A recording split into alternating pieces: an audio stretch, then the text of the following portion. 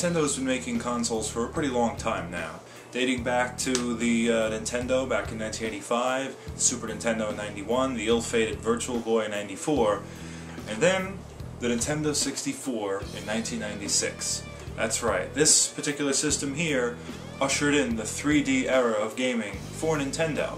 Before that, it was great, good old 2D pixelated games, and of course tons and tons of classics came out of that era. But this was the new 3D era, and what new potential could arise from this new technology? And we saw that potential come to life on this system. And there were others before it as well, not quite nearly as good, like the Jaguar or the Saturn. And the PlayStation was out as well. Obviously that was really its primary competitor. But the Nintendo 64 was indeed one of the great pioneers, and certainly one of the best implementers of the 3D era, and now that is what we know games to be today. So let's take an in-depth look at the Nintendo 64, at some of its best games and some of its features. So let's get started. So let's begin with the controller.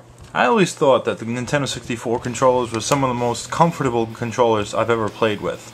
I mean, despite its very bizarre looking design, this is a great controller. And of course it came in a wide variety of colors. I would say I'm usually partial to blue, but I generally play with the good old gray one that the system actually came with. And you know, the joystick's a little worn after 14 years of use, but it still holds up pretty darn strong. The system itself has an interesting quirk to it. Obviously it's very well designed, it's cartridge based as opposed to disc based like the PlayStation was, and we'll get to that.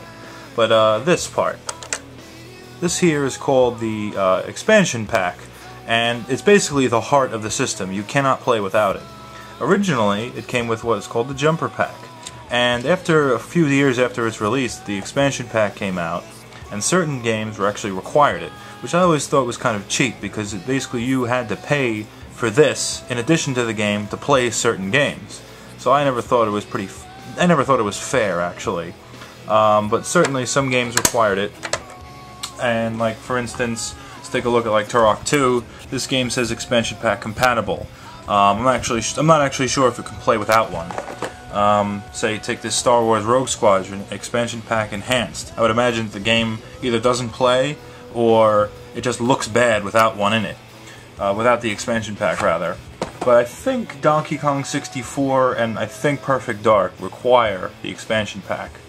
About the N64 games, and we'll get to them in more depth, is that I always loved the boxes. Thought they were always really well designed, really looked like video games. And the Mario 64 box, definitely one of the best looking ones, and was the debut game for the system, and certainly you could say it's the system's best. So do you remember the Rumble Pack? This actually came bundled with the Star Fox 64 game. Every controller nowadays has some sort of Rumble feature, and you could say this is pretty much what started it all. You just plug it into the back here and you just feel all the good vibrations of all great video games out there. So as you know, the Nintendo 64 games were actually cartridges, and they were the last console system to use cartridges. Everything now is disc-based, and even then, like early PlayStation games, and every PlayStation game was discs, and before that, Sega Saturn was using discs also. So why was the reasoning for Nintendo to use cartridges? There's advantages and disadvantages to both. Certainly with cartridges, you can't quite store as much information. The game can't be, I guess, as huge and expansive as it could be on a disc. Though there were several multi-disc games made for PlayStation, like Final Fantasy VII, there was Metal Gear Solid, which was 2 discs. But you know, everything was always on one cartridge for the N64. But also you can save on a cartridge. A lot of these cartridges have battery packs, and you can save data up to several different players on one cartridge, which was great, and certainly on Zelda too. But you know, there were other games like Mario Kart 64 where you needed the good old memory cards, and I always thought that the third-party memory cards for N64 were always better. I always thought these were sort of prone to corruption and malfunction. But not every single one I've had has had that issue, only a few. But anyway, certainly for the PlayStation and the Saturn, you needed some sort of memory card, certainly for the PlayStation. As for graphics, what was the difference in graphics then? I always thought that the N64 graphics were actually far superior to that of PlayStation. Also, PlayStation discs, especially ones with this black covering underneath, where I always thought were prone to scratching. At least that's in my own experience. Even if you try and take care of them as best as you can, these just scratch so darn easily. Cartridges, they just seem to last forever, no matter what you do. So I guess the answer is, and from what I've read, is that CDs were easier to produce rather than cartridges, which were much more expensive. So certainly from an economic business standpoint, it was easier to get discs done. So I guess that's why everything transferred over to discs nowadays. But it's pretty cool that this is the last of a generation. It's me, Mario! That brings me back. Hello! Now, I used to spend so much time just doing this, playing with Mario's face on this thing. You could just spend a lot of time just doing this in the game. There was a contest in Nintendo Power where you can create the wackiest Mario face. Though this was the first game for Nintendo 64, many believe it to be the best, and I don't disagree. I mean, though it was the debut game, nothing really was better.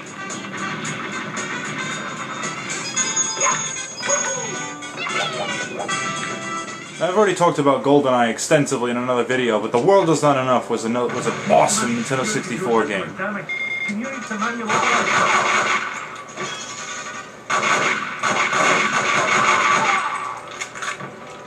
Awesome. There were a ton of Star Wars games made over the past 10-20 years, but nothing, it was one of the best, was Star Wars Shadows of the Empire.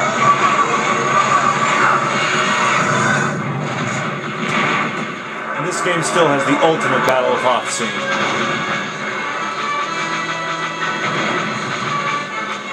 What has went on to become one of the best Nintendo franchises, it all began here on the Nintendo 64 with Super Smash Bros. Really one of the epic games made for the system.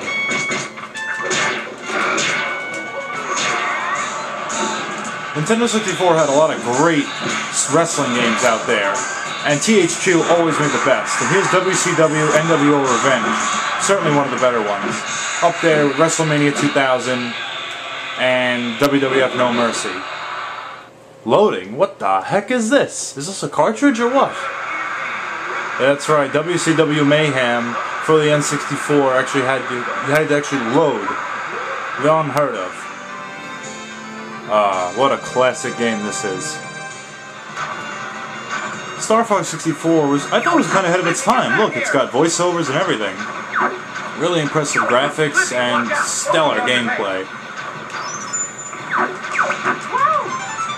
Alright, so there's a lot to say about the Nintendo 64, but we're running out of time. So, I know we missed out on a lot of great games like Zelda, Ocarina of Time, but you know the game is great. So I don't really need to talk about it, do I?